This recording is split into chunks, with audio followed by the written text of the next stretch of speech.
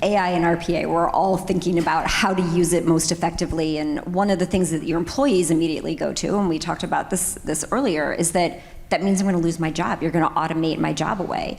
And that's not the point, right? The point is, let's take the mundane, the tedious, the routine tasks off your plate so you can turn and do the more value add, and you can do more of it. If we are able to have that conversation with our employees about why it's good to automate, because that helps us grow, it helps us focus more on our customers, it helps us do the right thing, then you're able to start to get them to go, I know what you can automate. Do this, because I go click, click, click every time. Like, please take that off my thing, because it takes me forever to do that 500 times a day. Okay, great, let's go do that.